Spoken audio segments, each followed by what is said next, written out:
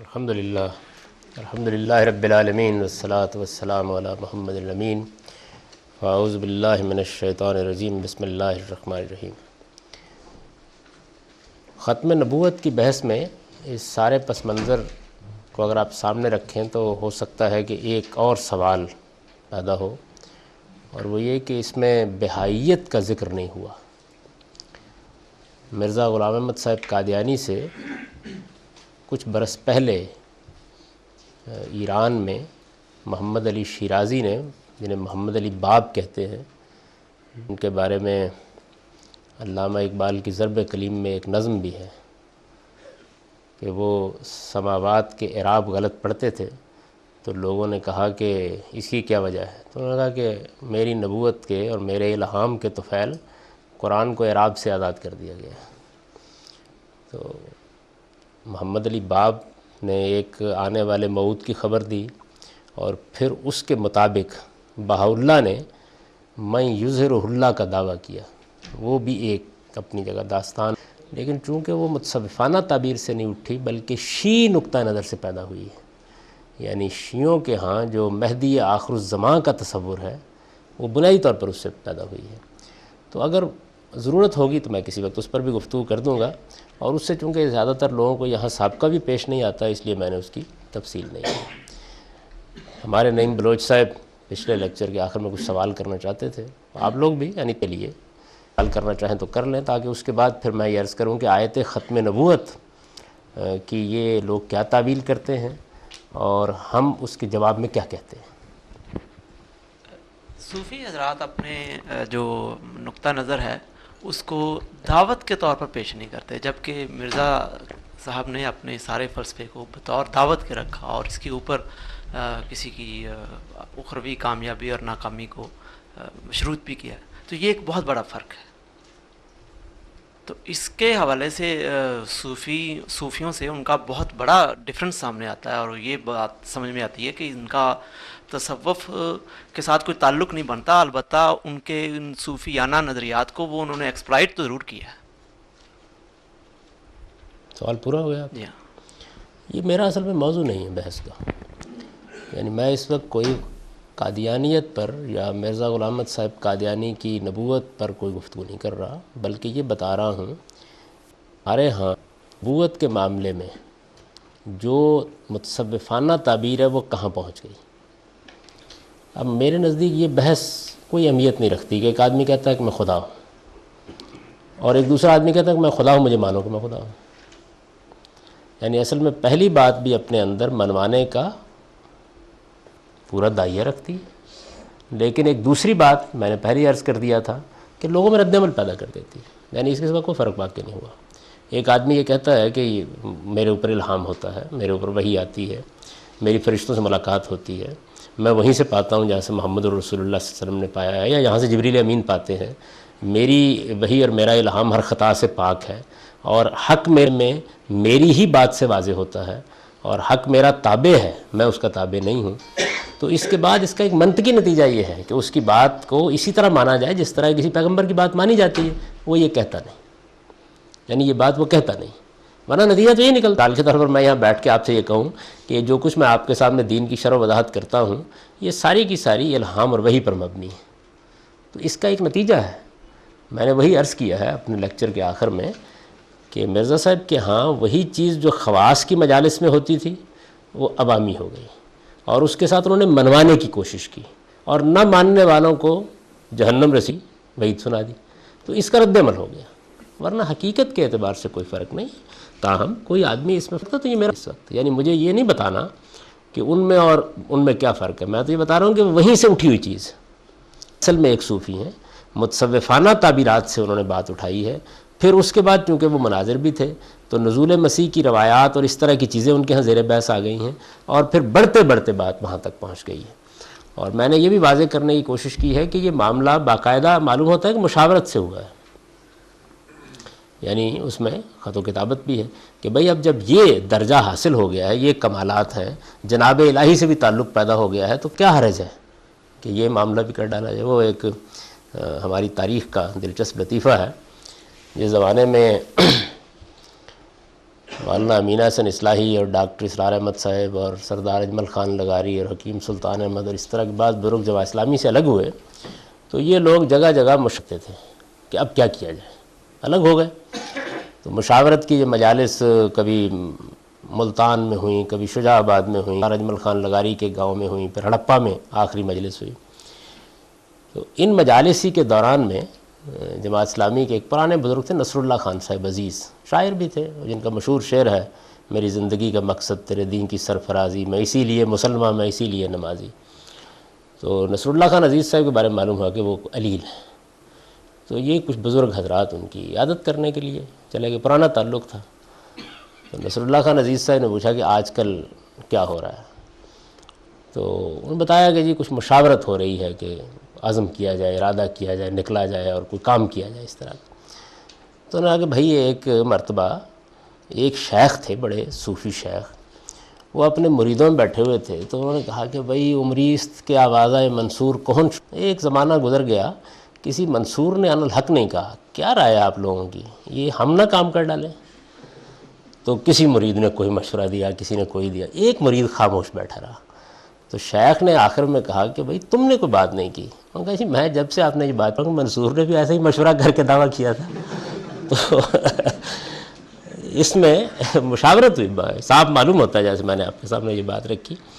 یہ میرا موضوع نہیں، میرا موضوع یہ تھا کہ میں آپ کو یہ بتاؤں کہ یہ جو تعبیر ہم کر رہے ہیں اس میں قرآن اصل ہے، قرآن مجید کو بنیاد بنا کر ہم گفتگو کرتے ہیں اس ساری بات پر۔ متصوفانہ تعبیر کے اپنے کچھ ماخذ ہیں اور انہی کی بنیاد پر، جیسے وحدت الوجود کا تصور، حقیقت محمدیہ کا تصور، میرے صاحب نے اس کا حوالہ دیا ہے، باقاعدہ الفاظ میں انہوں نے بتایا ہے کہ یہ میرا اسی نوعیت کا ظہور ہے۔ میں نے ابھی آپ کے سامنے ان کا ایک اقتباس پڑھ کے سنایا۔ تو میں یہ عرض کر رہا تھا کہ ابھی سوال پیدا ہوتا ہے کہ قرآن مجید میں جو سورہ احزاب کی آیت 40 ہے، جس میں یہ بیان کیا گیا ہے کہ رسالت مآب صلی اللہ علیہ وسلم پر نبوت ختم ہو گئی، عام طور پر جس کا مطلب لیا جاتا ہے، اس کے بارے میں پھر یہ حضرات کیا کہتے ہیں، اور جو کچھ وہ کہتے ہیں اس کو اگر سامنے رکھا جائے تو ہم آپ کیا کہتے ہیں؟ اس کی وجہ کیا ہے؟ اس کی وجہ یہ ہے کہ اگر قرآن مجید کوئی بات نہ مانتے ہوں تو پھر تو ہم ان کے دعوی کا جائزہ الگ سے لیں گے، یعنی علم و عقل کے بنیاد کے اوپر اس کو رد بھی کریں گے۔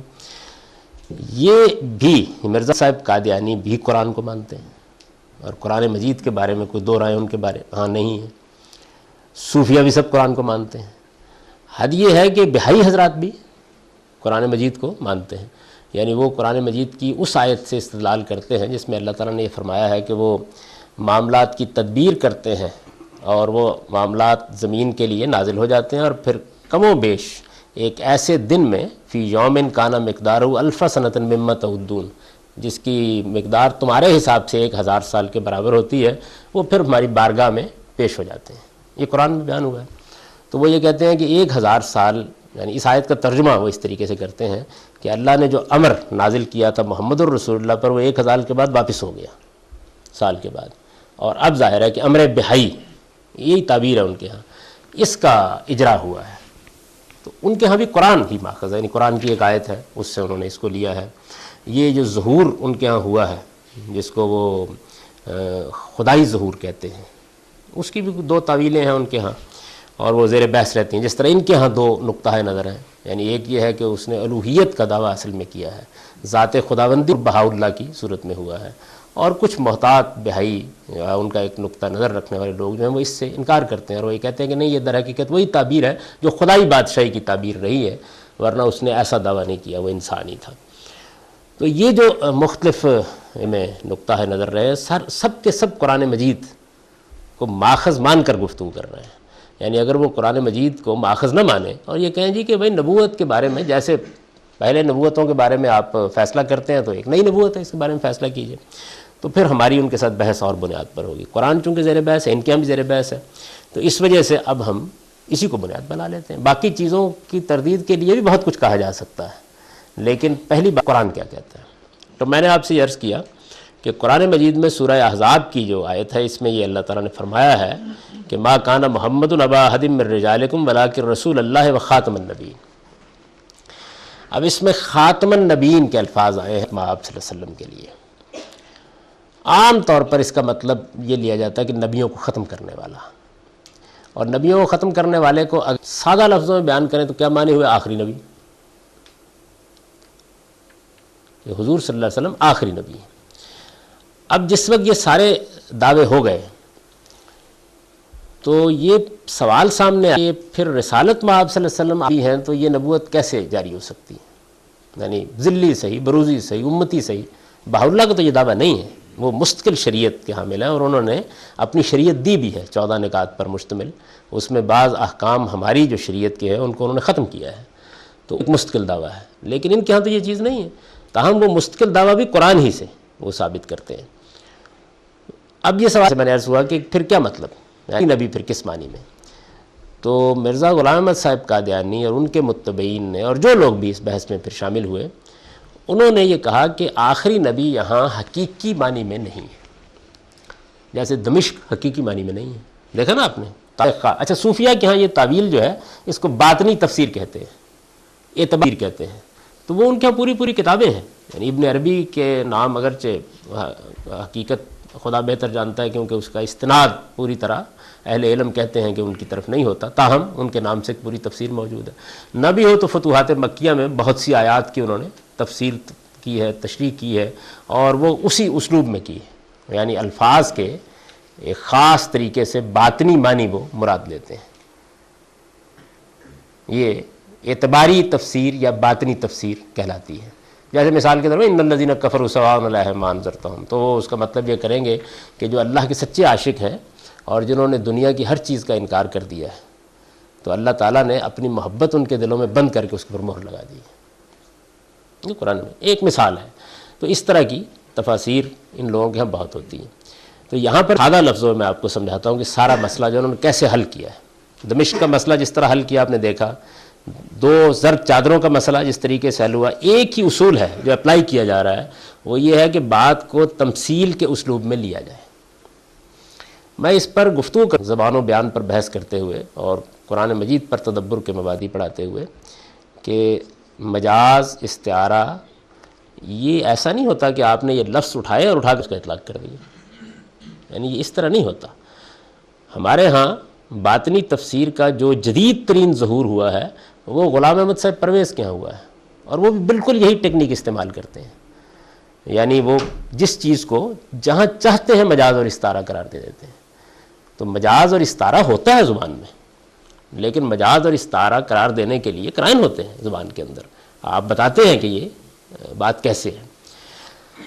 آخری نبی کو وہ کہتے ہیں کہ یہ جو قرآن میں کہا گیا ہے کہ رسول اللہ صلی اللہ علیہ وسلم آخری نبی ہیں، یہ با اعتبار حقیقت تعبیر نہیں ہے، با اعتبار مجاز ہے۔ اب با اعتبار مجاز وہ کہتے یہ ہیں کہ آخری کا لفظ اصل میں کسی چیز کے اوپر کسی چیز کے کمالات کے خاتمے کے لیے بولا جاتا ہے۔ جیسے اقبال نے داغ دہلوی کے بارے میں مرثیہ لکھا ہے بانگ درا میں، تو انہوں نے کہا کہ آخری شاعر جہاں آباد کا خاموش ہے، جانا یہ انہوں نے، یعنی اس کا مطلب یہ نہیں کہ اس کے بعد شاعر نہیں پیدا ہوگا، وہ باکمال شاعر، وہ شاعری جس پر ختم ہو گئی۔ آج ہم بھی بولتے ہیں مجاز اور استعارے کے معنی میں، ہم یہ بولتے ہیں کہ بھئی ان کے اوپر تو معلوم ہوتا ہے کہ علم کی ریاست ختم ہو گئی، بولتے ہیں نا یہ لفظ۔ تو یہ مجازی تعبیر ہے ایک چیز کی، اس میں کسی چیز کی فضیلت کو، اس کے کمال کو بیان کیا جاتا ہے۔ اچھا اب وہ کیا کرتے ہیں؟ وہ یہ کرتے ہیں کہ پھر اس کے بعد ہمارے ہاں کی جو بہت سی کتابیں ہیں، خاص طور پر تذکرے، اگر آپ دیکھیں نا احمدیہ پاکٹ بک دیکھ لیں، یہ سارے آپ کو مل جائیں گے، اور بھی بہت سی جگہوں پر مل جائیں گے، جو ان کے عام کتاب دی جاتی ہیں ہر قادیانی کو پڑھنے کے لیے، اور بہت سی دوسری جگہوں کے اوپر بھی وہ پھر ان چیزوں کو اکٹھا کرتے ہیں جن میں یہ خاتمۃ المحدثین، خاتمۃ الفقہاء، عربی زبان میں یعنی آخری، یہ الفاظ جو ہیں بڑے بڑے فقہاء کے لیے استعمال ہوئے ہیں۔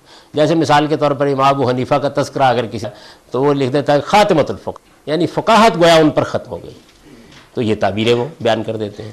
تو وہ یہ کہتے ہیں کہ یہ بات کہ نبی صلی اللہ علیہ وسلم کو آخری نبی کہا گیا ہے، تو یہ مسلمانوں، یہ یعنی زبان بیان سے ناآشنا لوگ جو ہیں وہ اس میں پڑ گئے، اصل میں مجاز کا اسلوب ہے، اور یہ حضور کا کمال اور آپ کی فضیلت بیان کی گئی ہے، گویا نبوت کے کمالات آپ کے اوپر ختم ہو گئے، نبوت کے کمالات آپ پر ختم، کم و بیش یہی نقطہ نظر ذرا کے فرق کے ساتھ جس پر گرفت نہیں کی جا سکتی آسانی کے ساتھ. تحذیر الناس میں مولانا قاسم نانوتوی نے بیان کیا کہ یہ کوئی مسئلہ نہیں ہے کہ زمانی لحاظ سے یہ کہا جائے کہ رسول اللہ صلی اللہ علیہ وسلم آخری نبی ہیں.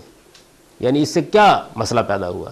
مسئلہ تو اس وقت ہوگا جب یہ بتایا جائے کہ نہیں حقیقت میں فضیلت اور کمالات ختم ہوئے ہیں. اس کے اندر جانتے ہیں بات کیا کار فرما ہے؟ میں صرف اشارہ کر رہا ہوں. وہ یہ کہ نبوت قرآن سے یہ معلوم ہوتا ہے کہ محبت ربانی ہے، یہ کوئی کمالات کا مسئلہ ہی نہیں ہے.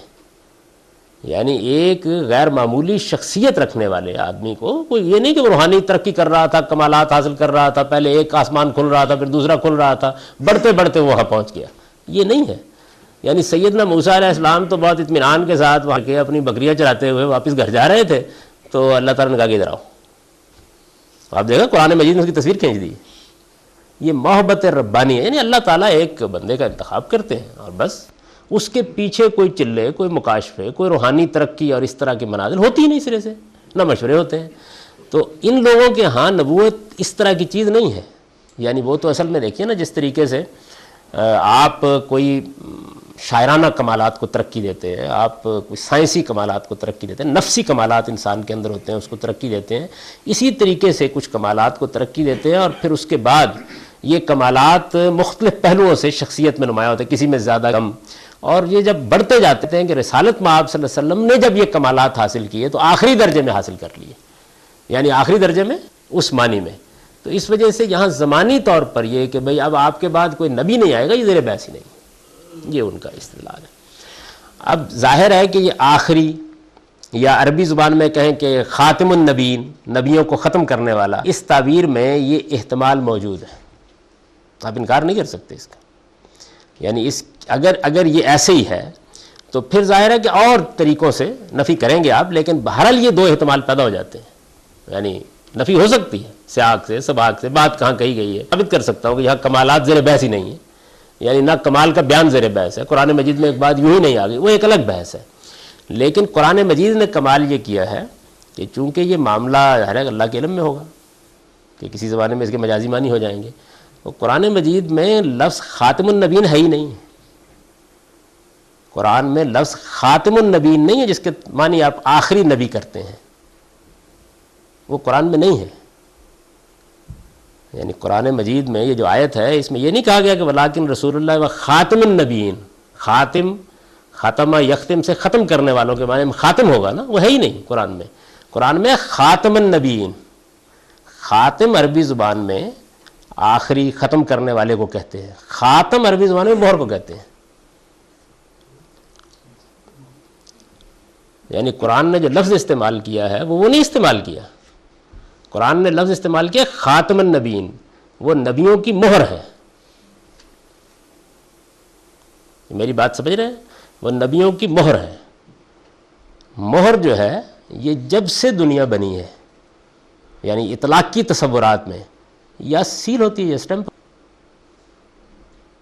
یعنی جب کسی شخص کو کہا جائے گا کہ وہ نبیوں کی مہر ہے تو آپ بحث کی خاطر مان لیجئے، یعنی یہاں اگرچہ سیل کے معنی میں ہے اور اس کے بہت سے نظائر ہیں قرآن مجید میں، لیکن بہرحال مہر تصدیق کے لیے بھی ہوتی ہے اور کسی چیز کو مہر بند کر دینے کے لیے بھی ہوتی ہے. دونوں مہریں آپ نے دیکھا ہوگا، سیل، اسٹمپ، انگریزی زبان میں دو لفظ موجود ہیں اس کے لیے. تو قرآن مجید نے جو لفظ استعمال کیا وہ یہ کہ وہ نبیوں کی مہر ہے. یعنی ٹھیک مفہوم اس کا وہ ہے کہ نبیوں کے سلسلے کے اوپر مہر لگا کے اس کو بند کر دیا گیا. اب یعنی وہ تعویل کی گنجائش باقی نہیں رہتی، کیونکہ یہ تعبیر جو ہے آخری نبی، آخری شاعر، وہ تو مجازن استعمال ہو سکتی ہے، یہ ہوئی نہیں سرے سے. ایک بات. دوسری بات یہ کہ اگر بر بنائے بحث مرزا غلام احمد صاحب قادیانی یا کوئی یہ کہے کہ جی نہیں مطلب یہ اسٹیمپ کے معنوں میں ہے، تو پھر سوال پیدا ہو جائے گا کہ پھر مطلب کیا ہوا؟ مطلب یہ ہوا کہ نبیوں کی وہ تصدیق ہے، یعنی نبی ان کی مہر اور تصدیق کے بغیر مانی نہیں جا سکتے. یہ معنی ہو گئے نا. پھر مطلب یہ ہوگا، تو اس کا مطلب یہ ہے کہ پہلوں کی انہوں نے تصدیق کرتے ہیں، بعد میں آنے والے کی نہیں مانتے. یعنی نتیجہ ایک ہی نکلے گا، مختلف نہیں نکلے گا. جدھر سے بھی آپ اپروچ کریں گے نتیجہ ایک ہی نکلے گا. یعنی اگر وہ اسٹمپ کے معنی میں لیں گے تب انہیں پھر دکھانا پڑے گا کہ دیکھیے جی میری نبوت کے محضر پر یہ محمد رسول اللہ کی مہر لگی ہوئی ہے. دکھانا پڑے گا نا قرآن مجید سے اس بات کو. جیسے سیدنا مسیح علیہ السلام نے رسالت میں آپ صلی اللہ علیہ وسلم کی تصدیق کی اور حضور اس کا مصداق بن کے آئے، یہ بتانا پڑے گا. تو یہ یعنی قرآن مجید نے لفظی ایسا اختیار کر لیا ہے کہ جس میں مجازی معنی کے احتمال کو ختم کر دیا بالکل. یعنی نبیوں کی مہر ہے، آخری ہے ہی نہیں. تو وہ کرتے یہ ہے کہ آخری کا ترجمہ کر دیتے ہیں اور اس کے بعد وہ تقریر شروع ہو جاتی ہے، آخری شاعر جہاں آباد کا خاموش ہے، ساری کی ساری. وہ لفظ ہی نہیں استعمال ہوا، وہ نبیوں کی مہر ہے. یعنی نبوت کے سلسلے کو ان کی مہر لگا کر بند کر دیا گیا، سیل ہو گیا وہ سلسلہ، مہر بند، ختم ہو گیا. رسالت میں آپ صلی اللہ علیہ وسلم نے خود اس کی وضاحت فرمائی، جو یعنی یہ تو الفاظ سے بالکل واضح ہے. وہ میں نے بربنائے بحث برسبیل تنزل عرض کر دیا کہ اگر کوئی اصراری کرے کہ یہ سٹیمپ کے معنی میں ہے تو تب بھی بحث ختم ہو جاتی ہے. چنانچہ میرے پاس جب قادیانی لوگ آتے ہیں یا ان کے علماء آتے ہیں تو وہ بہت سی آیتیں کرتے ہیں، تو میں ان سے کہتا ہوں کہ بھائی بات یہ ہے کہ ہمارے اور آپ کے درمیان اصل مسئلہ یہ آیت ہے. اگر یہ نہ ہوتی تو ہم دوسرے دلائل سے اس نبوت کا جائزہ لیتے. یہ آیت یہ کہہ رہی ہے کہ رسالت میں آپ صلی اللہ علیہ وسلم نبیوں کی مہر ہے، اور یہ بات کہ اس کا مطلب نبیوں کی مہر ہے، بعد میں تو ان لوگوں نے بہت سی تعویلیں اس کی کی، لیکن مرزا صاحب نے ہی معنی کیے ہوئے ہیں، اس لیے کہ ہو نہیں سکتے کوئی اور. تو معنی میں تو اتحاد ہو گیا. میں بات ہی یہاں سے شروع کرتا ہوں کہ بھائی ہمارے اور آپ کے درمیان خاتم النبیین کا ترجمہ کیا ہے، اس میں تو اختلاف نہیں ہو سکتا، اس لیے کہ وہ آپ کے پیغمبر کا کیا ہوا ہے اور ہم بھی وہی کرتے ہیں. یہ بالکل ٹھیک ہے. اب یہ بالکل ٹھیک ہے تو پھر اس کے معنی بتا دیجیے. اگر آپ مہر کو سیل کے معنی میں لیتے ہیں تو بحث ختم ہو گئی. سٹیمپ کے معنی میں لیتے ہیں تو ان کی نبوت کے لیے رسول اللہ کی تصدیق دکھا دیجیے. وہ کہتے ہیں دوسری کچھ آیتیں بھی ہیں. میں گزارش کرتا ہوں کہ نہیں پہلے اس پر گفتگو کر لیں. 5-7 جملوں کا تبادلہ ہونے کے بعد پھر چائے پی کے بعد ختم ہو جاتی ہے، بحث نہیں ہوتی اس کے بعد. اس لیے کہ وہ مجاز کی بحث اس پہ ہو نہیں سکتی. مجاز کی بحث جو ہے وہ تو ہوگی آخری کے معنوں میں لینے کے بعد. تو قرآن نے وہ لفظ ہی نہیں استعمال کیا سرے سے، حالانکہ عربی میں دونوں لفظ موجود ہیں. یعنی اگر قرآن مجید یہاں صرف ایک تے کے اوپر زیر زبر کا مسئلہ تھا تو لفظ نہیں استعمال کیا. تو اس وجہ سے میرے نزدیک قرآن مجید اس معاملے میں بالکل واضح ہے کہ رسالت مآب صلی اللہ علیہ وسلم کے اوپر وحی و الہام کا دروازہ بند ہو گیا اور خدا کی عدالت زمین سے اٹھا لی گئی. اب نبی صلی اللہ علیہ وسلم نے اس کی وضاحت فرمائی، اور جو وضاحت فرمائی وہ روایت بھی صورتحال یہ ہے، بہت روایتیں ہیں اس باب، حضور نے خود جو وضاحت فرمائی ہے، لیکن جو روایت اس معاملے میں یوں سمجھیے قول فیصل کی حیثیت رکھتی ہے اس کو ہر محدث نے نقل کیا، کوئی نہیں جس نے اس کو نقل. وہ روایت یہ ہے کہ لم یبق من النبوۃ الا المبشرات، نبوت میں سے کوئی چیز باقی نہیں رہی سوائے مبشرات میں. یعنی نبوت میں جو اللہ تعالیٰ کرتا ہے اس میں ایک چیز باقی رہ گئی، حضور نے فرمایا مبشرات. اب لوگوں نے پوچھا کہ قالوا یا رسول اللہ من مبشرات، صحابہ نے کہا مبشرات کیا؟ آپ نے کہا رویا الرجل الصالح، بھائی کسی نیک آدمی کو اچھا خواب آ جاتا ہے بس. یعنی پوری بات واضح کر دی کہ اب اگر کوئی اشارہ خدا کی طرف سے کسی موقع کے اوپر بندے کے لیے ہو سکتا ہے تو وہ زیادہ یہ ہو سکتا ہے کسی کو اچھا خواب آ جائے اور اس پر اللہ کا شکر ادا کرو بس. لیکن یہ بات کہ کوئی الہام ہوگا، کوئی القاء ہوگا، کوئی کشف ہوگا، کوئی عالم بیداری کی ملاقات ہوگی، کوئی فرشتوں کے ساتھ معاملہ ہوگا، اس کو حضور نے ختم کر دیا. یہ روایت کا تو انکار نہیں کیا جا سکتا، صحیح ترین روایت ہے، تمام جگہوں پر آئی ہے اور بڑے واضح الفاظ میں ہے. چنانچہ بخاری میں جہاں یہ روایت ہے تو وہاں ابن حجر اسقلانی نے اس کی شرح لکھی، تو وہ کہتے ہیں کہ اس روایت سے تو یہ بالکل واضح ہے کہ الہام، القاء، اللہ تعالیٰ کے ساتھ رابطے کے جتنے ذرائع ہیں وہ ختم ہو گئے، بالکل واضح ہے. لیکن اس کا یہ مطلب نہیں لیا جا سکتا. کیوں؟ اس لیے کہ اس امت میں بہت سے صالحین نے الہام کا دعویٰ کیا. میں نے کوئی مطلب تفنن تباہ کی بات نہیں کی، بالکل انہی الفاظ میں یہ موجود ہے. آپ ان کی ابن حجر کی شرح نکال کے فتح الباری میں دیکھ سکتے ہیں، انہی الفاظ میں موجود ہے. یہ بالکل اسی طرح کا استدلال ہے جیسے متع کے بارے میں مولانا سید ابوالعلا صاحب مودودی نے کیا ہے. تفہیم القرآن میں آپ دیکھیے نا، تو وہ کہتے ہیں کہ سورہ مومنون کے بارے میں یا سورہ معارج کے بارے میں یہ تو بحث ہی نہیں ہو سکتی کہ وہ مدینے میں اتری ہیں، مکے میں اتری ہیں، مکی صورتیں پکار پکار کے کہہ رہی ہیں. صورتوں میں یہ بیان کیا گیا ہے کہ اللہ تعالیٰ نے زن و شو کا تعلق ممنوع قرار دے دیا ہے سوائے بیویوں کے اور ہر ایک سے. تو اس کے بعد پھر کیا کیا جائے اس کا کہ روایتوں میں تو یہ آتا ہے خیبر کے موقع پر حرام ہوا، پھر یہ ہے کہ فتح مکہ کے موقع پر ہوا، اور بعض میں یہ ہے کہ نہیں اس وقت بھی نہیں، حضرت عمر نے کیا. تو وہ یہ کہتے ہیں کہ ان آیتوں کا پھر یہ مطلب نہیں لیا جا سکتا، ورنہ ان روایتوں کا انکار لازم آئے گا.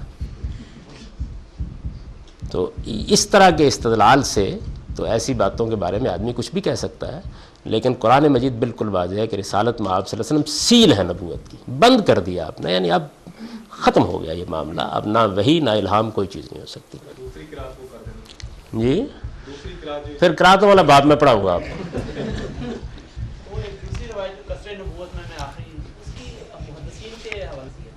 نہیں وہ مانتے ہیں سارے، روایتیں تو بہت ہیں اس معاملے میں، لیکن یہ روایت تو اصل میں ایک اور کام کر رہی ہے۔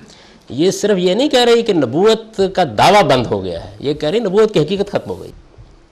یعنی ان لوگوں نے، جو صوفیوں نے، جس وجہ سے میں نے اس کو پیش کیا، جو رستہ نکالا ہے وہ یہ ہے کہ دعویٰ نہیں کریں گے ہم، لیکن نبوت کے کمالات سب حاصل ہو سکتے ہیں۔ مطلب نبوت کے کمالات کیا ہوتے ہیں؟ بھئی الہام ہوتا ہے، القاء ہوتا ہے، خدا تعالیٰ کے ساتھ رابطہ ہوتا ہے۔ حضور نے یہ بات کہہ کے اس کا دروازہ بھی بند کر دیا۔ اس وجہ سے یہ روایت، اور بالکل ٹھیک، یعنی جو قرآن ہے اس کی بالکل صحیح تفسیر ہے کہ بات یہ ہے کہ نبوت حقیقت ہے، اس کے اوپر سیل لگا دی گئی، بس ختم، اس کے بعد کچھ نہیں ہو سکتا۔ یہ قرآن مجید نے کہا اور حضور نے فرمایا۔ تو مجھے یہ ساری جو گفتگو آپ لوگوں سے کرنی پڑی ہے، یہ اس سطری عبارت کی تشریح میں تھی کہ نبوت اور رسالت کا یہ سلسلہ آدم علیہ السلام سے شروع ہو کر محمد الرسول اللہ صلی اللہ علیہ وسلم پر ختم ہوا ہے۔ آپ کے دنیا ہو جانے، میں نے جو الفاظ لکھے ہیں وہ دیکھیے، وحی و الہام کا دروازہ ہمیشہ کے لیے بند ہو گیا، یعنی نبوت کے دعوے کو میں نے نہیں بیان کیا، وحی و الہام کا دروازہ ہمیشہ کے لیے بند ہو گیا ہے، اور خدا کی عدالت زمین سے اٹھا لی گئی ہے۔ تو یہ جو چند جملے ہیں، یہ صرف مرزا غلام احمد صاحب قادیانی یا بہاءاللہ صاحب یا محمد علی باب صاحب کی تردید نہیں ہے، بلکہ صوفیہ کی اس پوری ٹریڈیشن کی تردید، یعنی میں اس پوری کی پوری ٹریڈیشن کو قرآن مجید کے اور رسالت میں آپ صلی اللہ علیہ وسلم کے صریح الفاظ کے خلاف سمجھتا ہوں۔ اب اس کے بعد مجھے اس پر کوئی تبصرہ نہیں کرنا کہ وہ اس کی حقیقت کیا ہے، الگ بحث ہے، کبھی تصوف پر آپ لوگ چاہیں گے گفتگو کی جائے تو زیر بحث آ جائے گی۔ اس وقت تو میں صرف یہ بتا رہا ہوں کہ وہی تو سب کہہ لیتے ہیں کہ بند ہو گئے، الہام بھی بند ہو گئے، القاء بھی بند، اس لیے کہ اس کا دروازہ کھلے رکھنے کے کچھ معنی ہیں۔ اگر یہ دروازہ کھلا رہے گا اور خدا تعالیٰ رابطہ کرتے رہتے ہیں اور پھر ہدایت دیتے رہتے ہیں، تو پھر مسائل، اس سے کوئی فرق نہیں پڑتا کہ دعویٰ کیا گیا یا نہیں دعویٰ کیا گیا، وہ مسئلہ اپنی پوری قوت سے موجود ہے۔ اور میں نے عرض کیا کہ نہ قرآن کے الفاظ میں اس کی کوئی گنجائش ہے، جو صوفیہ کے بیانات ہیں جو آپ نے سنے، اور نہ نبی صلی اللہ علیہ وسلم نے اس میں کوئی گنجائش باقی رکھی ہے، سوائے اس کے کہ وہ بات کہی جائے جو حافظ ابن حجر نے کہی ہے کہ بھائی بات یہ ہے کہ آخر اتنے صالحین کہتے ہیں کہ ہم کو الہام ہوا ہے، تو پھر اس روایت کا وہ مطلب نہیں ہو سکتا۔ پھر پوچھیے کہ مطلب کیا ہو سکتا ہے؟ یعنی روایت میں تو صرف اتنا ہی نہیں کہ ایک لفظ آیا ہے، ایک لفظ آیا، اس پر ایک سوال کیا گیا، اس سوال کے جواب میں حضور نے پھر جواب دیا پورا کا پورا، اس کے بعد کیا گنجائش نہیں۔ چنانچہ اب یہ جملہ جو ہے یہ بھی ایک خاص پس منظر میں ہے، اور اس میں یعنی صوفیہ یہ کہتے ہیں کہ نبوت کا دروازہ بند ہو گیا، لیکن اب لوگوں کی رہنمائی کے لیے کیا راستہ ہو؟ تو ایسے لوگ پیدا ہونے چاہیے جو محدث ہوں، ان کی اصطلاح میں محدث، یہ محدث نہیں ہے، یہ صوفیوں کی اصطلاح ہے، یعنی جن سے خدا کلام کرے، جن سے کلام کیا جائے، یا ایسے صاحب تفہیم بزرگ ہوں جن کے اقتباسات میں نے آپ کو سنائے تھے، جو حق کی نشانی بن سکیں دنیا میں، تاکہ لوگوں کو دعوت دی جا سکے۔ اچھا، اسی طریقے سے شیعہ حضرات یا غزالی کی اصطلاح میں جو انہوں نے المنقذ من الضلال میں اختیار کیے، تعلیمیہ اور امامیہ، ان کے ہاں جو روایت چلتی ہے وہ یہ ہے کہ یہ ہو نہیں سکتا کہ اللہ تعالیٰ نے نبوت ختم کر دینے کے بعد لوگوں کی ہدایت کے لیے کوئی نہ چھوڑا ہو، تو وہ پھر امامت کو جاری کرتے ہیں، یعنی بحث جاری ہے، امامت کو جاری کرتے ہیں۔ اسی طریقے سے بہاءاللہ یا دوسرے لوگوں نے بھی اسی مہدی آخر الزمان اور امامت کے فلسفے سے پھر رستہ نکالا ہے اپنے لیے۔ یعنی وہ آپ پڑھیں گے کبھی بہائیت کی تاریخ، آپ کو معلوم ہوگا کہ باقاعدہ کچھ اہل علم تھے شیعوں کے جو تلاش کر رہے تھے، وہ کہہ رہے تھے کہ ساری نشانیاں پوری ہو رہی ہیں اور وہ جو مہدی کی روایات ہیں ان کے مطابق مہدی کو آنا چاہیے۔ تو پھر ایک صاحب جو تھے وہ تلاش کرتے کرتے شیراز میں گئے، اور وہاں ان کی ایک 24 سالہ نوجوان محمد علی شیرازی سے ملاقات ہوئی، اور اس ملاقات میں پھر کوئی رات کو عشاء کے قریب محمد علی شیرازی صاحب نے مہدی ہونے کا دعویٰ کیا۔ پھر انہوں نے باب کی ایک خاص اصطلاح استعمال کی کہ میں اصل میں دروازہ ہوں، باب ہوں آنے والے کے ظہور کی۔ اس میں پھر ایک بہت اور خاص اصطلاح، قدیم صحیفوں میں یہ اصطلاح استعمال ہوتی ہے ارحاس کی، کہ جیسے سیدنا یحییٰ پہلے آئے تھے، اسی طریقے سے محمد علی باب نے کہا کہ میں پہلے آیا، اور پھر اس نے کہا کہ 9 سال اور بعض روایتوں میں ان کی 19 سال کے بعد بہاءاللہ، تو ان کے مریدوں میں سے محمد علی باب کے مریدوں جو اصل میں رہنمائی کر رہے تھے وہ تو صبح ازل تھے. صبح ازل ایک صاحب کا نام ہے بھائیوں کے.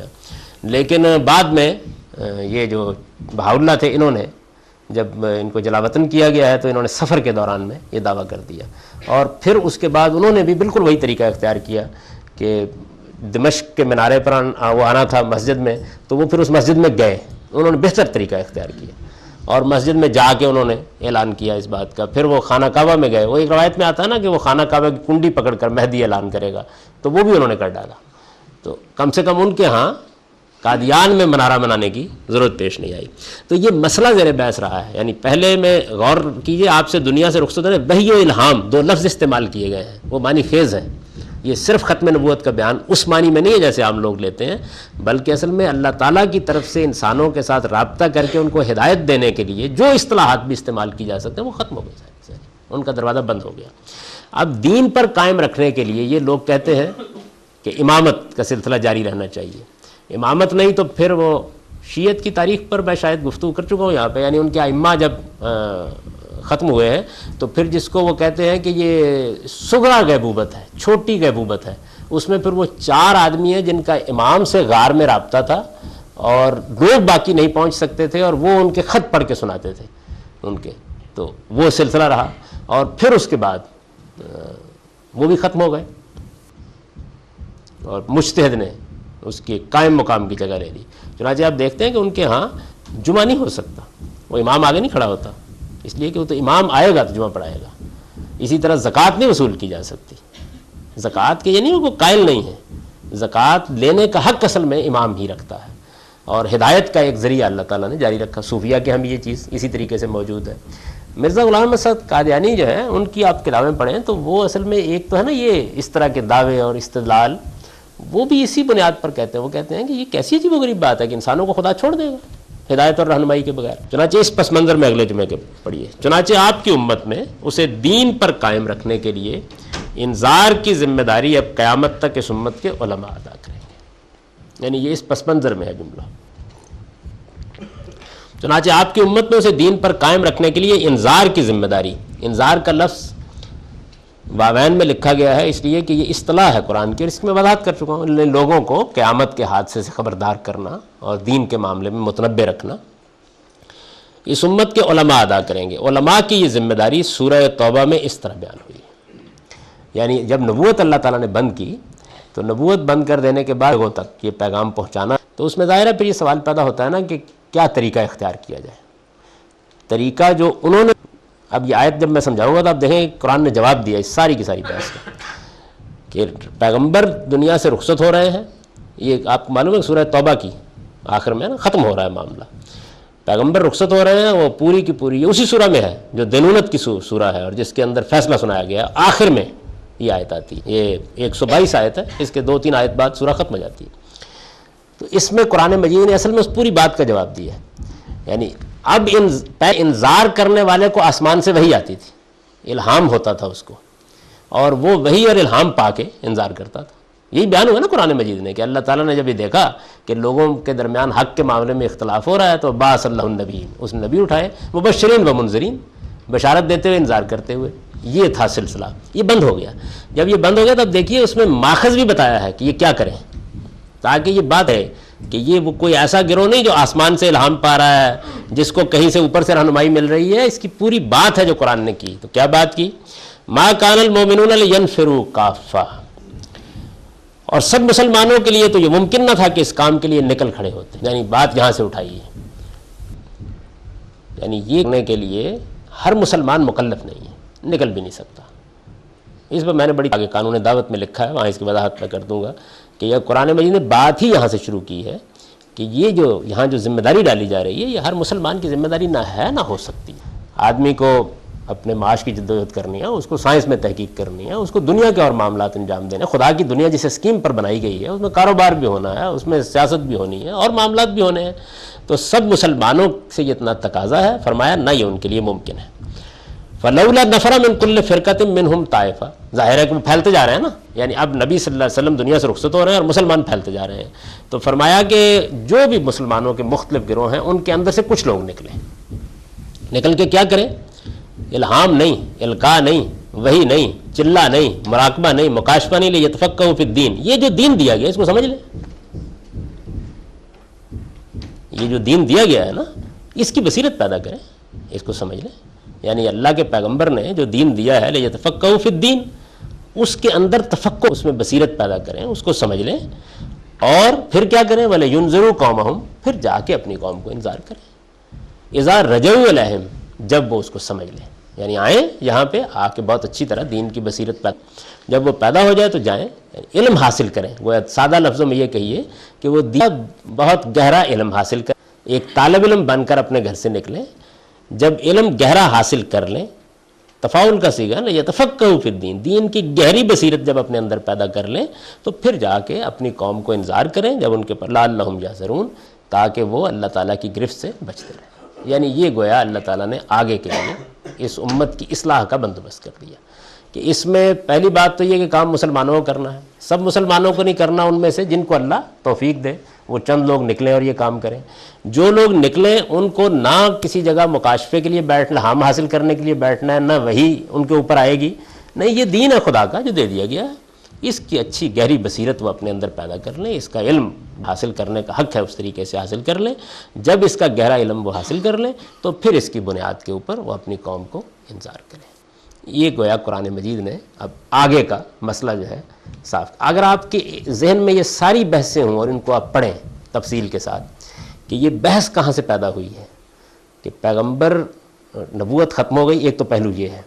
اب اس کے بعد مسئلہ یہ ہے کہ لوگوں کی ہدایت، ان کو صحیح حق پر رکھنے کا پھر کیا انظام اللہ تعالیٰ نے کیا ہے. تو سورہ توبہ میں جب اللہ تعالیٰ نے معاملہ ختم کیا، یہ بتا دیا کہ دینونت برپا کر دی گئی، تمام معاملات ختم ہو گئے، تو وہاں آخر میں ایک بحث یہ آئی ہے کہ یہ کیا وجہ ہے کہ جو دور دراز کے علاقوں میں لوگ بیٹھے ہوئے ہیں ان کے اندر دینداری میں استحکام نہیں ہے اور وہ دین کے معاملے میں بھی صحیح علم پر نہیں کھڑے اور ان کے ہاں بہت سی غلطیاں ہو رہی ہیں. تو فرمایا کہ ان لوگوں کو اچھی صحبت میسر نہیں رہی، لہٰذا اب ان کے لوگ نکلیں، وہ آئیں مدینے میں آ کے رہی بصیرت حاصل کریں اور جائیں اور جا کے اپنی قوم کو انذار کریں. یہاں سے گویا اللہ تعالیٰ نے اس مسئلے کا حل کیا. اور اس کے بعد امت کے اندر جو صحیح ٹریڈیشن چلی ہے وہ یہی ہے.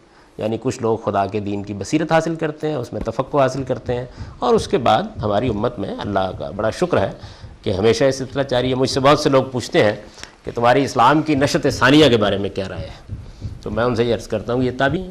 اس کی وجہ یہ ہے کہ اسلام تو کبھی نہیں مرا، زندہ اور پائندہ ہے. اس کی کتاب زندہ ہے، اس کے پیغمبر کی سیرت زندہ ہے، وہ بالکل تاریخ کی روشنی میں کھڑا ہے. اور اس دین کو سمجھنے والے، اس میں بصیرت رکھنے والے اہل علم مسلسل پیدا ہو رہے ہیں. اور حد یہ ہے کہ جو انتہائی دور زوال ہے اس میں اس درجے کے پیدا ہو رہے ہیں کہ کوئی کم اندر. تو یہ اللہ تعالیٰ کا جاری کردہ سلسلہ ہے جو ہمیشہ قیامت تک جاری رہے گا. جاوید صاحب ایک سوال ہے اس سلسلے میں. یہ جو بات ہے یہ بیسیکلی مثبت بات ہے، پازیٹیو بات ہے کہ علماء نے حضور اکرم کے جانے کے بعد یہ ذمہ داری اٹھانی ہے. لیکن قرآن کی آیت کے جو الفاظ ہیں وہ منفی انداز میں بیان کر رہے ہیں. ایسے محسوس ہوتا ہے جیسے یہ کام ہو نہیں رہا اور ایک خاص طریقے سے طنز کیا جا رہا ہے کہ ایسا کیوں نہیں ہوا کہ تم میں سے ایسے لوگ اٹھتے. ایسا ہی تھا. یعنی قرآن مجید میں تو اصل میں بات جیسے میں نے عرض کیا نا، وہ پیغمبر کی سرگزشت انذار تو دل میں ایک صورتحال میں ہوتی ہے.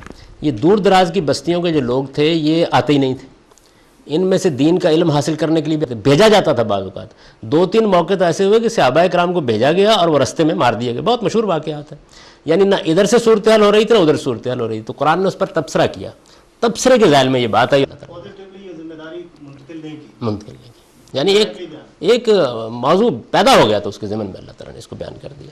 اور یہ قرآن کا سارے ہی احکام میں اسلوب ہے. یعنی وہ اس طریقے سے اس کو بیان کر دیتا ہے. ایک مسئلہ لوگوں نے اس میں کوتاہی برتی تو توجہ دلائی گئی. یعنی میں اس کو ایسے دیکھتا ہوں کہ یہ بڑا اصل میں نیچرل معاملہ تھا، ایسے ہی ہونا چاہیے تھا. نہیں ہوا تو زیر بحث آ گیا، ورنہ اس کو بیان کرنے کی کوئی ضرورت نہیں تھی. زیر بحث آ گیا تو اب اللہ کا شکر ہے کہ ہم قرآن کی بنیاد پر اس کو بتا بھی سکتے ہیں اور بیان بھی کر سکتے ہیں. یہ اس کا معاملہ ہے. یتفقہوا فی الدین ولینذروا قومہم اذا رجعوا الیہ. اب اس کے بعد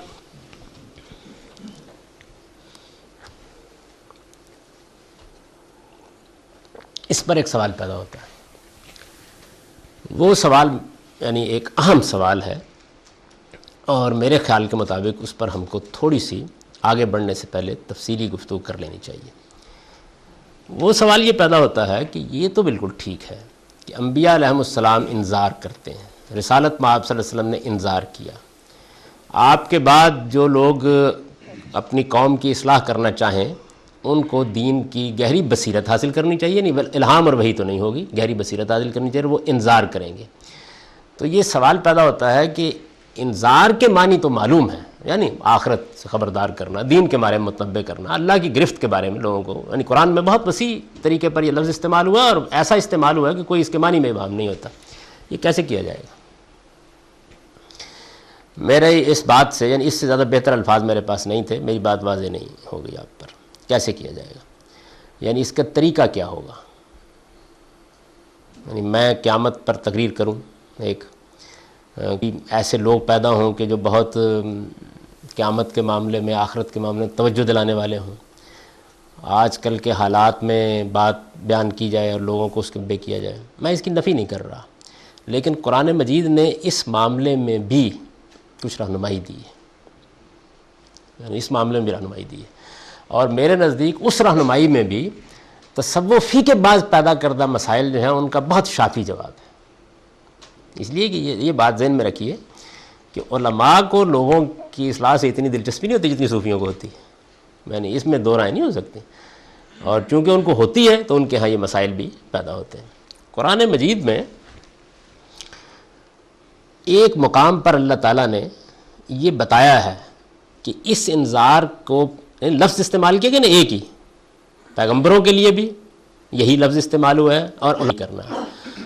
تو رسول اللہ صلی اللہ علیہ وسلم کے بارے میں یہ بتایا گیا ہے کہ آپ کو اس انذار کے لیے کیا بتایا گیا، یعنی کیسے کریں۔ اس سوال کا قرآن کہتا ہے اوحی الیہ حران لانذر،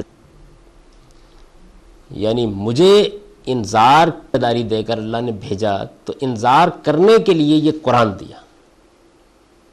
یہ پڑھ کے سنا دو۔ ابھی میری بات تو شاید آپ نہ سمجھ سکیں، میں بات عرض کر رہا ہوں، اس کے کچھ اطلاقات ہیں۔ قرآن دیا کہ یہ قرآن پڑھ، چنانچہ یہ بالکل حقیقت ہے، یعنی آپ اس روشنی میں پوری سیرت کو کھنگال ڈالیں، آپ حیران ہوں گے کہ رسالت میں آپ صلی اللہ علیہ وسلم نے ہمیشہ یہ طریقہ اختیار کیا، یعنی کبھی بھی یہ نہیں ہوا کہ آپ نے آخرت پر کوئی خطبہ دے دیا ہو، یا آپ نے کوئی تقریر فرمائی ہو، یا آپ نے کوئی خاص طریقہ، قرآن آپ نے پڑھ کے سنا۔ انذار کا کام آپ نے اسی طریقے سے کیا۔ اس کے بعد دین کی شرح، وضاحت، تفہیم کے لیے آپ نے بات بھی کی، سمجھایا بھی، سوالوں کے جواب بھی دیے، وہ ایک الگ چیز ہے، لیکن یعنی دین کا علم دینا، دین کے بارے میں کوئی مسئلہ پیدا ہو گیا اس کو سمجھانا، یہ اور چیز ہے۔ لیکن انذار جو یہاں بیان ہوا ہے اس کے لیے حضور نے قرآن مجید پڑھ کر، یعنی آپ کے بارے میں تو یہ آتا ہے کہ قریش کے سردار آئے، انہوں نے آ کے پوچھا کہ آپ کی کیا بات ہے، تو آپ نے فلاں سورہ پڑھنا شروع کر دیا۔ آپ مکے میں گئے، عیسائی آئے گفتگو کرنے کے لیے، انہوں نے کہا آپ کی دعوت کیا ہے، آپ نے فلاں سورہ پڑھنا شروع کر دیا۔ یعنی قرآن مجید ہے جو اصل میں، تو قرآن نے یہ بیان اوحی الیہ ھذا القرآن، قرآن ہے یہ، مجھ پر یہ قرآن وحی کیا گیا ہے، کس لیے؟ لانذرکم، کہ میں تمہیں انذار کروں، بہی، اس کے ذریعے سے۔ اچھا، اب اس کے بعد میں یعنی بعد میں کیا کیا جائے، تو بعد کا جواب بھی اسی آیت میں دے دیا گیا ہے۔ لانذرکم، پوری آیت نہیں پڑھی میں نے، اوحی ھذا القرآن، مجھ پر یہ قرآن وحی کیا گیا ہے، لانذرکم، کہ میں انذار کروں تمہیں، بہی، اس کے ذریعے سے، ومن بلغ، اور وہ بھی جن تک قیامت، وہ بھی جن کو قیامت تک یہ قرآن پہنچتا رہے۔ یعنی یہ قرآن ہے اصل میں جس کی بنیاد پر یہ انذار ہونا ہے، اور قرآن مجید اب ہمیں کچھ نہیں کرنا سوائے اس کے کہ قرآن مجید کو پہنچا دیا جائے۔ وہ بولے گا خود، متوجہ خود کرے گا، متنبع خود کرے گا، زندگیاں خود بدلے گا جتنی بدلنی ہے، یعنی وہ کام وہ کرے گا۔ ہاں البتہ یہ پیش کرنے والے لوگوں کو دین کی صحیح بصیرت حاصل ہونی چاہیے، لوگ اس انذار سے متوجہ ہو کے ان سے پوچھیں کہ پھر کیا ہے دین، تو وہ بتانے کی کوشش کریں، یعنی وہ دین کا علم، اور پیغمبر صلی اللہ علیہ وسلم نے اسی طریقے سے کیا۔ یہ میں نے چونکہ اب بات ختم ہو رہی ہے اس لیے عرض کیا کہ بڑے نازک سوالات پیدا کیے ہیں ہمارے ہاں صوفیہ نے اس معاملے میں، صوفیانہ تعبیر چونکہ بحث ہے کہ پیغمبر دنیا سے رخصت ہو گئے، اب وہ کہتے ہیں کہ صحابہ کرام جو ہیں ان میں تو دیکھیے کیسی غیر معمولی تبدیلی آ گئی حضور کی ذات گرامی سے، تو اب پیغمبر رخصت ہو گئے تو پھر اس کے بعد جو بندوبست ہے اللہ تعالیٰ کی طرف سے وہ کیا کیا گیا ہے، تو وہ پھر ظاہر ہے کہ ایسے بصیرت رکھنے والے شیوخ ہیں جن کی آدمی صحبت اٹھاتا ہے، جو اس کو مرتبہ احسان تک لے جاتے ہیں، وہ کہتے ہیں اسی کے لیے پھر تصوف کے اشغال اوراد یہ ایجاد کیے، اور یہ وہ پوچھتے ہیں کہ ان اشغال اوراد ہی کے ذریعے سے تبدیلی آتی ہے، ورنہ تو علماء کی صحبت میں تو لوگ صرف مناظرہ سیکھتے ہیں، وہ بیان کرتے ہیں۔ اچھا، پھر اس کے لیے وہ بڑا زور دیتے ہیں اس بات کے اوپر کہ یہ طریقے جو ہم نے اس کے ایجاد کیے ہیں لوگوں کو دین کے بارے میں متنبع کرنے اور ان کی اصلاح کرنے اور ان میں کمالات پیدا کرنے کے، یہ طریقے جو ہیں یہ بہت ان کا مؤثر ہونا ثابت ہو چکا ہے، انہی کے ذریعے سے آدمی میں حقیقی تبدیلی آتی ہے، اور ان کے بارے میں آپ توحش نہ اختیار کریں، کیونکہ اس وقت پیغمبر موجود تھے، اب وہ موجود نہیں ہیں تو ان کی جگہ ان چیزوں نے کی۔ قرآن مجید اس معاملے میں قرآن مجید اس معاملے میں بالکل واضح ہے کہ ہمیں کچھ نہیں کرنا، یعنی دین کا علم حاصل کرنے کے بعد کچھ نہیں کرنا، کام ہے امت کے اندر جو کرنا ہے وہ انذار کا ہے۔ یہ ہونا کس ذریعے سے ہے؟ قرآن کے ذریعے سے، اور جو قرآن کے اس انذار سے متوجہ ہو جائے، قرآن پہنچائیے، قرآن خود لوگوں کو آخرت کے بارے میں، اور قرآن اس معاملے میں بالکل واضح ہے، یعنی میں اس پر گھنٹوں گفتگو کر سکتا ہوں کہ قرآن اپنے بیسک میسج کے بارے میں اور آدمی کو متنبع کر دینے کے معاملے میں، یعنی کوئی جواب نہیں ہے اس کا، وہ کر دے گا۔ اب بحث رہ گئی یہ بات کہ کوئی دین کا حکم سمجھنا ہے، قرآن کی کسی آیت کی کوئی بہت گہری حکمت جاننی ہے، یہ ہے اصل میں کہ وہ پھر بصیرت رکھنے والے لوگ موجود ہوں جن کے ذریعے سے وہ سمجھے۔ ابھی میں نے صرف اشارہ کیا، اس کے اندر بعض تفصیلات ہیں، لیکن میں آپ کے سوال کا پہلے جواب دے دیتا ہوں۔ جی، یہ جو بھی آپ نے فرمایا تھا کہ متصوفانہ سلوک کے دوران اوراد و اشغال جو ہوتے ہیں، ان کے جو رزلٹ نکلتے ہیں، جو ایکسپیرینسز سالکین کو ہوتے ہیں، وہ بعض اوقات اتنے ہی کلیئر ہوتے ہیں جتنے اس وقت ہم آپ کو سن رہے ہیں۔ اس کو آپ کیسے اپریہینڈ کرتے ہیں اور کیسے ایکسپلین کر سکتے ہیں؟ اس کی مجھے ضرورت نہیں ہے، یعنی میں اپنے لیے پوچھ رہا ہوں، نہیں، میں اس وقت اس کا جواب نہیں دوں گا۔ اچھا، اس کی وجہ یہ کہ اس کی مجھے اس لیے ضرورت نہیں ہے کہ میرے نزدیک اس سے اصل سررشتہ غائب ہوتا ہے۔ میں نے بحث کہاں شروع کی تھی کہ اگر تو یہ سب حضرات قرآن کو مانتے ہیں تو پھر تو میں گفتگو یہ کروں گا قرآن یہ کہتا ہے، اب مجھے آگے کچھ کہنے کی ضرورت نہیں ہے۔ رسول اللہ کو مانتے ہیں، رسول اللہ یہ کہتے ہیں، یعنی قرآن کہتا ہے نبوت ختم ہو گئی، رسول اللہ کہتے ہیں لم یبق من النبوۃ الا المبشرات، تو میرے نزدیک تو بحث یہاں ختم ہو جانی چاہیے، یعنی اس کے بعد صرف خاموشی اختیار، جو بھی کوئی آدمی جو بیان کرے اس پہ کوئی بحث تبصرہ کرنے کی ضرورت نہیں، وہ اس جگہ کو چھوڑ دے۔ مثلا حافظ ابن حجر جو ہیں وہ مثال کے طور پر اگر یہ جواب دیں کہ لم یبق من النبوۃ الا المبشرات، کہ یہ معنی نہیں ہو سکتا، میں پوچھ سکتے ہیں، یعنی میں اگلی بات نہیں کروں گا، پہلے میں یہ پوچھوں گا کہ جی پھر بتائیے کیا معنی ہو سکتے ہیں، یعنی پھر معنی سمجھا دیجئے۔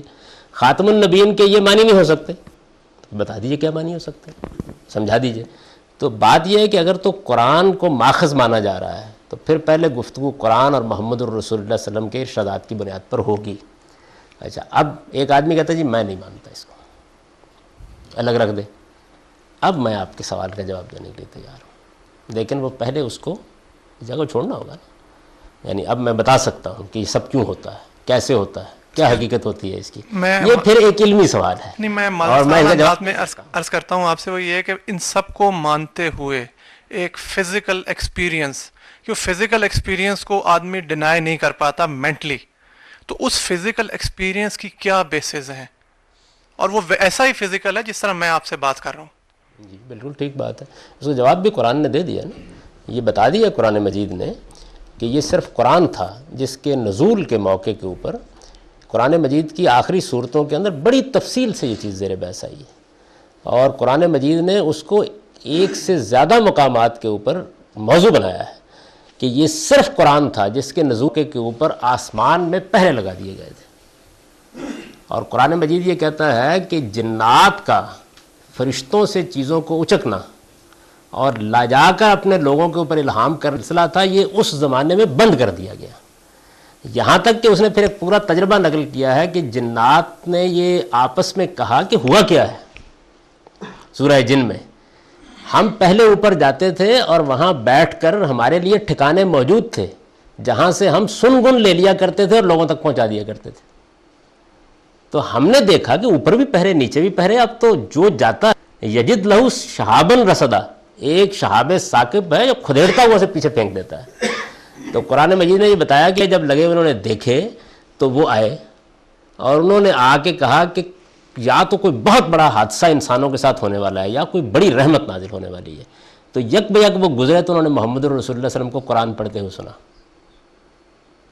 اور ان پر واضح ہوا کہ یہ سب کیوں بند کر دیا گیا ہے۔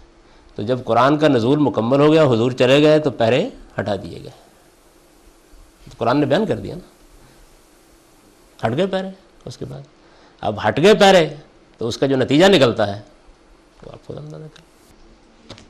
میرے نزدیک اس کا جی یہ بتا دیا گیا نا کہ قرآن مجید کے نزول سے پہلے تھے قرآن کے نزول، قرآن نے کہا کہ اس کے نزول کو محفوظ کرنے کے لیے شیطانوں سے ہم نے ہٹا دیے۔ اس کا مطلب کنکلوژن یہ ہوا سر کہ پورا تصوف اور پورا سلوک ایک جناتی ایکٹیویٹی کا رزلٹ ہے۔